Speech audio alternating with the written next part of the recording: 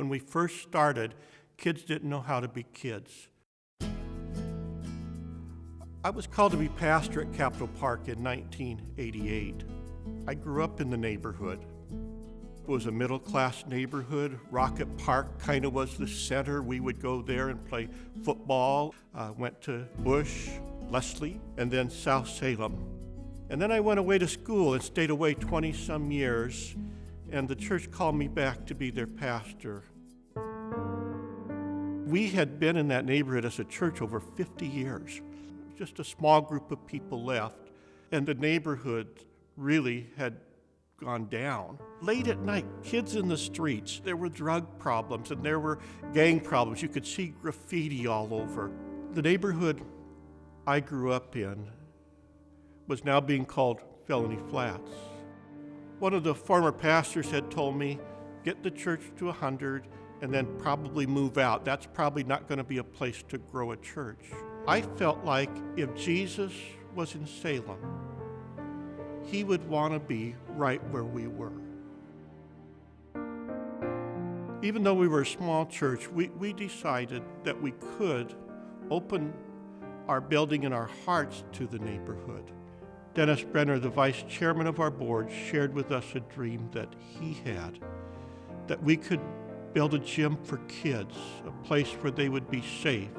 And so we started praying, we started to raise money, we had the plans drawn, and I would take it to the neighborhood association and let them see the plans. And in 1997, we opened Southeast Neighborhood Community Center. I still remember the first day we opened it, the kids came in, and we decided we better close it and make some new rules, because we were used to church kids, and this was a whole new ball game. So we took a few days off, reopened, and so for the last 16 years, every single day, that building is used. After we opened the community center, I met Sam. They had called him to town to lead Salem Leadership Foundation.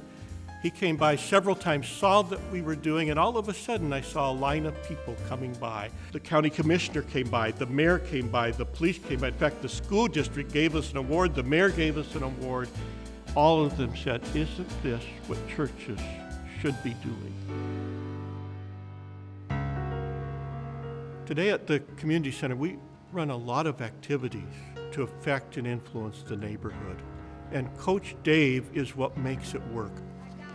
Every day after school, we provide a computer lab where they can go in and they can work with math and the reading.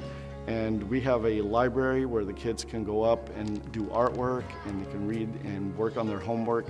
We also have a game room where we have air hockey and foosball and all kinds of things for them to do. We have a commercial-sized kitchen where we feed them snacks every day. Our gymnasium is an awesome place for kids to play. They come in, they play foursquare, tag, jump rope, and then we have an organized kickball game or a dodgeball, just to have some fun and burn some energy. When we first started, kids didn't know how to be kids. But through the activities of the center, they learned to be kids again.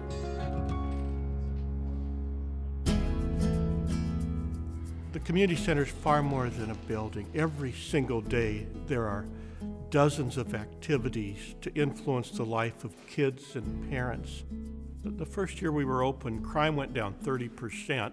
The community center kicked a whole bunch of things into gear. You see a deeper respect in the neighborhood. You see people working together more in the neighborhood. You see people valuing each other more, if I could put it that way. Salem Leadership Foundation was there right after we opened. They've been there to encourage. Sometimes they provided finances. These days we have lightning rods across our city. DJ Vincent, I know, has worked with Dave. When there's grants possible, he sits down with Dave and helps work those out. DJ has been a real support to us and helped us through South Salem Connect. And between DJ and Sam, I am very appreciative for their support.